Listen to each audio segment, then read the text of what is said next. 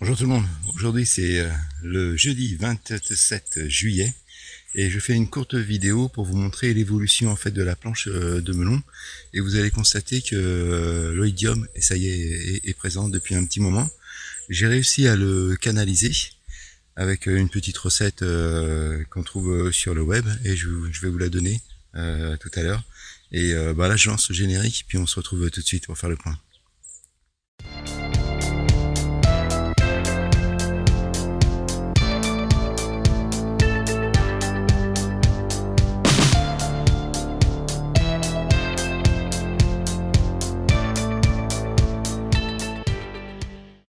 Alors, voici la planche. Alors je filme avec le smartphone parce que comme je vous disais dans une précédente vidéo, j'ai pas trop le temps là de sortir tout le matos pour avoir une qualité d'image un peu plus belle et un son plus sympa. Mais voilà, je filme un peu à l'arrache. Donc vous voyez que en fait l'oïdium a bien été présent donc ici sur cette partie. Et donc ce qui est assez surprenant finalement, c'est que le premier itinéraire a moins été attaqué. Vous voyez, alors je sais pas comment on va faire pour se rendre bien compte, mais toute cette partie-là, c'est le deuxième itinéraire qui a été mis un mois et demi après, et cette partie-là, c'est le premier itinéraire qui a été mis assez tôt. Hein. Il faudra regarder les vidéos, je me rappelle plus de mémoire, mais de toute façon il y a une playlist spéciale melon. Et ça a été mis sous tunnel, hein, ceux-là ils ont été mis sous tunnel. Là sur cet itinéraire-là, après, ils sont restés sous tunnel quelques temps, mais le tunnel a été levé après assez rapidement, mais on voit bien, hein. Donc les feuilles se sont asséchées. Pour l'instant, il n'y a plus trop de traces blanchâtres, mais j'avais des belles traces blanchâtres là-dessus. Je pense qu'il y a eu aussi dû avoir une petite dose de mildiou, parce que je pense que le mildiou, ça se fout un peu partout. Alors, est-ce que c'est vraiment le mildiou ou est-ce que c'est encore un autre champignon? Mais il y avait deux trucs, hein. Ça c'est sûr et certain. Mais à majorité, en fait, l'oïdium. Alors, et là, on voit finalement que sur cette partie-là, c'est encore beaucoup plus vert. Alors, voilà, c'est bizarre, mais je tenais à vous montrer. Bizarrement, c'est donc la première partie qui a qui a été épargnée. Alors, vous voyez, ça, c'est un melon. Je suis passé à côté et il a complètement explosé. Parce que finalement, même s'il pleut pas trop, avec la bâche tissée, ça retient quand même pas mal l'humidité. Et je pense que le melon, il est quand même capable d'aller chercher en fait un peu en profondeur l'humidité. Parce que sur les bâches tissées, en surface, ça reste quand même un peu sec quand même malgré tout. Après, bon, là, il y a beaucoup de feuillage, donc ça conserve peut-être un peu plus donc l'humidité. Mais si on voit par exemple ici les courgettes, la culture des courgettes, eh bien le feuillage est beaucoup moins dense, sauf sur celle-ci qui vraiment se plaît vraiment, elle a vraiment explosé. Là le feuillage est magnifique, ça fait beaucoup plus d'ombrage au niveau de la bâche. Sinon donc sur les courgettes ici, la bâche tissée, eh bien si je la relève, parce que j'ai les griffes donc je peux la relever, en surface, c'est sec. Alors, pas sur très très profond, hein, peut-être sur 5 cm, voilà, en fonction de l'arrosage. Hein. Mais je ferai un point de toute façon sur la culture sur bâche tissée. Voilà, je suis partagé. En fait, pour l'instant, je suis partagé, mais je ferai un point là-dessus. Et là, voilà, donc on voit, bon, il y a encore plein de melons. Hein. Il y a du melon ici, il y en a là, il y en a là. Il y en a là, il y a du melon de partout. Il y a des petits, mais je pense que peut-être les petits, ils vont peut-être avorter. Je sais pas jusqu'où ça va aller dans la saison. Alors, avoir un melon qui éclate comme ça, c'est pas dramatique quand on en a plein. Hein. En plus, eh bien, du coup, ça fait à manger pour les fourmis. Et pendant ce temps-là, quand elles sont sur un melon qui est bien ouvert comme ça, elles sont pas sur ceux qui commencent à se détacher. Alors, il faut faire vraiment très très attention parce que les fourmis, c'est vraiment un indicateur quand le melon est mûr. Hein. Mais parfois, il n'est pas vraiment super mûr en fait. Enfin, il est mûr, mais on aimerait pouvoir le laisser un peu plus longtemps au soleil pour qu'il gagne en fait vraiment en sucre sur les derniers jours. Mais les fourmis arrivent. Et comme en plus il continue à pousser, à forcir, et avec l'humidité qu'il trouve quand même dans le sol, et ben après il risque d'éclatement. Et là après c'est l'invasion. Alors J'en ai mangé un, non, j'en ai pris un hier qui a commencé à être un peu éclaté, et bien éclaté même, il y avait les fourmis qui étaient déjà bien dessus. Bon, il suffit de couper après la partie où il y avait les fourmis, et je vous assure, il était vraiment super bon. C'était même peut-être un des meilleurs. Moi, les fourmis, de toute façon, elles se trompent pas, hein. Ça c'est vraiment un super indicateur. Donc voilà, en fait. Alors j'ai commencé à récolter, justement sur ce melon qui était éclaté, j'ai commencé à récolter les graines pour pouvoir en remettre l'année prochaine. Alors je vais peut-être essayer une autre variété aussi l'année prochaine. Je vais remettre du melon Cantalou, en fait charentais, et puis peut-être sur le premier itinéraire de culture, et sur le deuxième itinéraire je vais changer, je vais peut-être prendre un melon avec peut-être une variété F1 pour voir un peu. Je me souviens une année j'en avais pris un, ça avait très bien marché aussi en F1, donc je vais voir, je vais tester peut-être un petit peu plus résistant en fait à l'oïdium. Voilà, et puis donc pour la recette, eh bien ce que je fais, c'est que en toute honnêteté, je n'ai absolument rien inventé. J'ai découvert donc un test sur internet d'un gars dont j'ai oublié le nom, désolé, je pourrais pas vous donner le lien, qui a fait donc un test sur trois principes, trois méthodes plutôt pour l'oïdium sur de la courge de mémoire, et donc il a testé la prêle, il a testé le lait et il a testé le bicarbonate, et finalement, alors sur ces tests, qui étaient vraiment très bien faits, j'ai trouvé, le lait s'avère être la meilleure solution. C'est vraiment ce qui a stoppé en fait l'oïdium assez rapidement. Alors quand j'ai vu ça, moi, je me suis dit oula, j'ai pas mes poivrons, qu'est-ce que je raconte, mes potimarrons et mes butternuts qui commencent à être attaqués, les melons n'étaient pas encore. Donc j'ai fait un traitement là-bas, ça a stoppé. Franchement, ça marche bien. Alors j'ai fait le lait, dans une première passe, et puis après, ça l'a stoppé. Je suis revenu pour sécuriser, faire une deuxième passe, et puis finalement, ça a bloqué. Là, on a un temps qui est relativement sec, donc ça va, pas des températures trop hautes. Pour l'instant, c'est stable. Et puis, du coup, ce que j'ai fait par contre sur les melons, c'est que je soupçonnais qu'il y ait aussi autre chose, peut-être du mildiou. Et donc j'ai fait un mix. Hein. J'ai fait le traitement dans le même pulvérisateur, le lait plus le bicarbonate de sodium. Alors le lait, j'ai mis 20%, donc c'est-à-dire 1 litre de lait pour un pulvérisateur de 5 litres, et puis pour le bicarbonate, toujours un dosage, donc 5 grammes par litre, donc soit 25 grammes. Ça a été visiblement efficace. Pour l'instant, c'est asséché, mais il n'y a plus de taches blanches en fait de présence d'odium sur les feuilles. Bon, à surveiller. De toute façon, ça peut évoluer, mais là, d'ici quelques temps, de toute façon, d'ici une quinzaine de jours, 3 semaines, je pense que il y aura plus du tout de fructification, et il faut espérer que finalement les fruits, vous voyez ici par exemple, il y a un petit fruit. Il faut espérer que ces petits fruits puissent quand même se développer si jamais la maladie revient. Là on en voit aussi un. Voilà, donc il y a de quoi faire encore. Voilà, donc écoutez, si jamais vous êtes atteint par l'oïdium, essayez ça marche pas mal. Alors après, c'est quelque chose qui est ancien. J'ai vu que en fait les Romains utilisaient déjà donc le lait comme antifongique, mais il faut se dire que le lait avant n'était pas pasteurisé. Donc maintenant on a beaucoup de lait pasteurisé, donc il faudrait utiliser du lait cru, non pasteurisé, pour vraiment retrouver l'utilisation qui se faisait donc à l'époque des Romains comme antifongique. En tout cas sur la famille des curcubitacées, ça marche bien. Je vais vous montrer là vite fait donc du coup les potimarrons et les butternuts. Voilà, il y a de belles pièces. Hein. Regardez les butternuts, voilà, c'est joli. Regardez celle là-bas, elle est magnifique. Ah, les deux potimarrons, il y en a aussi. Voilà, là-bas, de l'autre côté, il y en a là. Bon, il y a de quoi faire. Et bien sûr, l'oïdium, en fait, il s'est mis au milieu à l'endroit qui était le plus dense, et donc du coup le moins ventilé. Et donc ça a tapé. Là on voit quelques traces encore. On voit sur une feuille là, il y a des traces encore, il y a du blanc. Il faudrait que je revienne faire une petite pulvérisation. Ici aussi, on voit un peu de traces.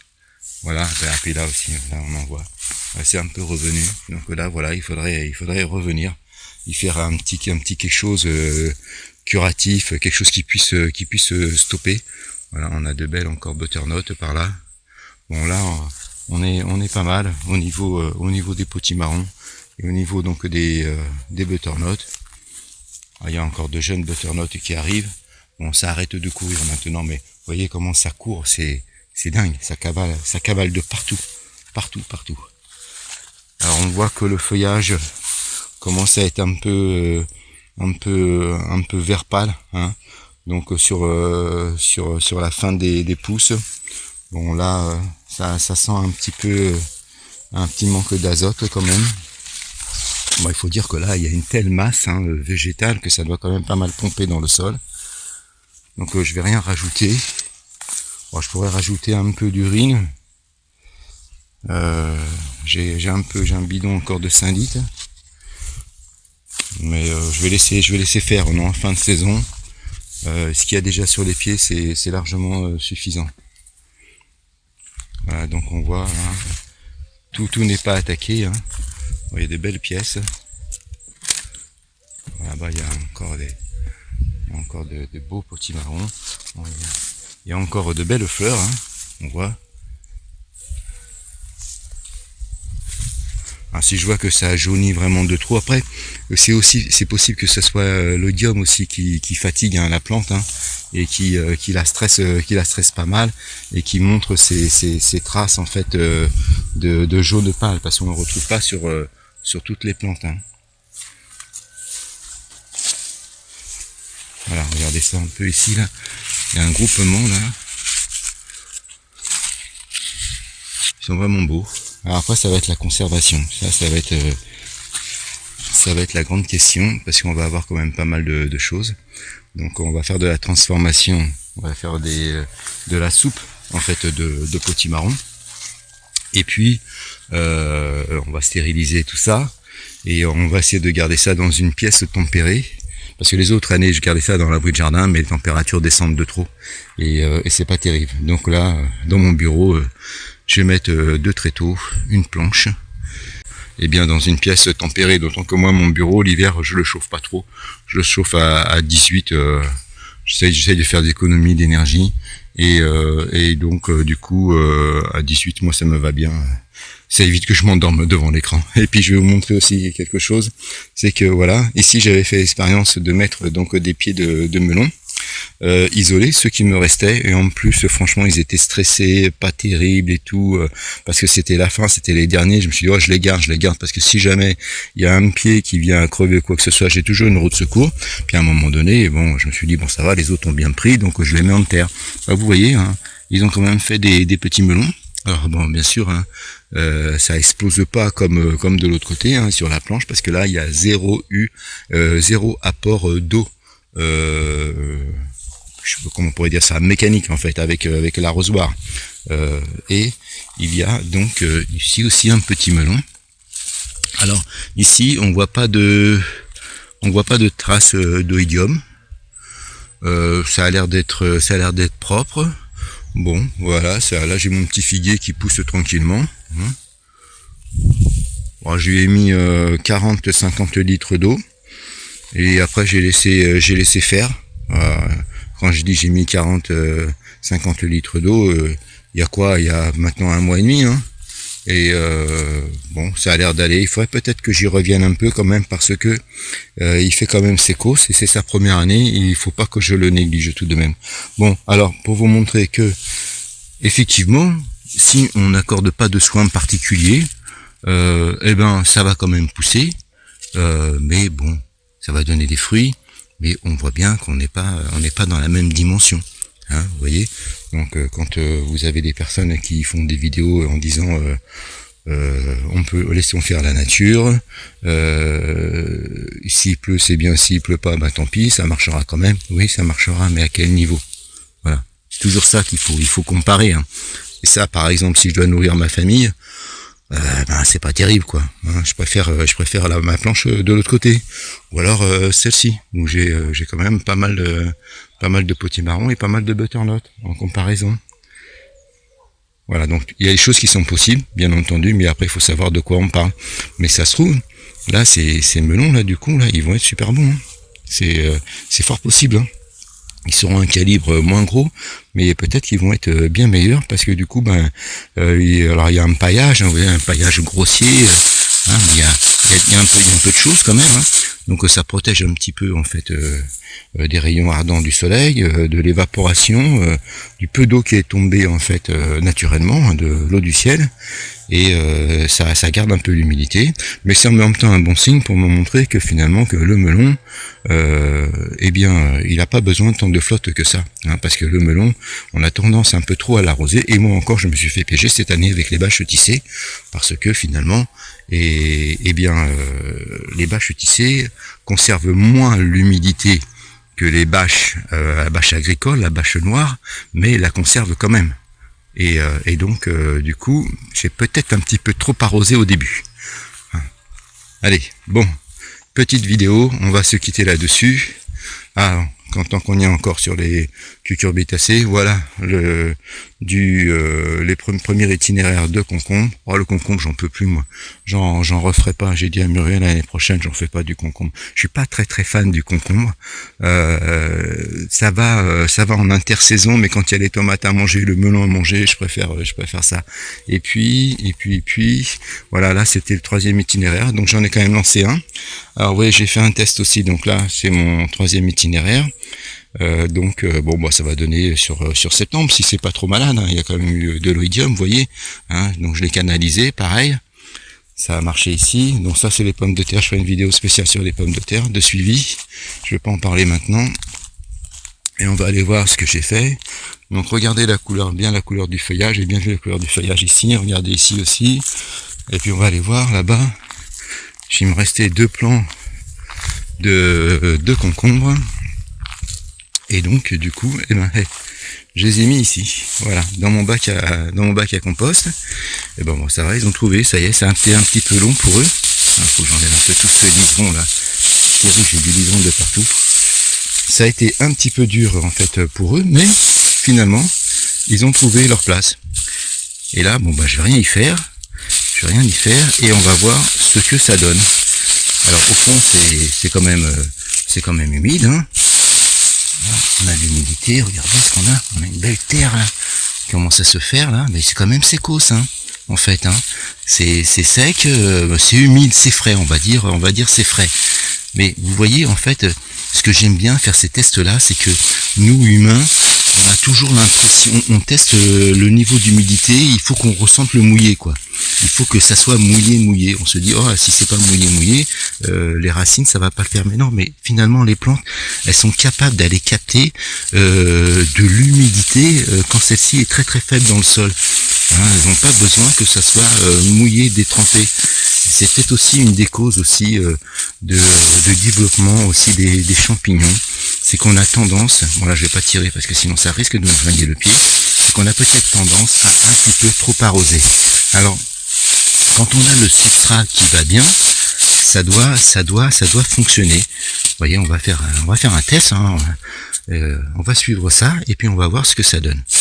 Mais voilà, sans arrosage, sans rien du tout. Sauf si je vois bien entendu qu'à un moment donné, la plante est en péril et qu'elle a besoin d'eau, sinon elle va crever. Je vais pas la laisser crever. Hein, je vais lui apporter un petit coup de flotte quand même. Hein. Et puis pour essayer de la conserver, pour aller jusqu'au bout, pour voir si elle donne des fruits, si ça a du goût, en fait, voilà. Mais bon, on voit le feuillage, il est un peu moins imposant. Bon, le plant est jeune aussi quand même, hein, mais il y a déjà donc de la floraison et c'est bien vert, donc il y a tous les nutriments là-dedans. Donc voilà, donc on peut faire des choses, mais bien entendu, attention à pas transposer ça, hein, simplement. La nature du sol joue un rôle aussi bien important. Bon ben voilà, ce petit point se termine. Et puis je vous dis ciao, à la prochaine vidéo.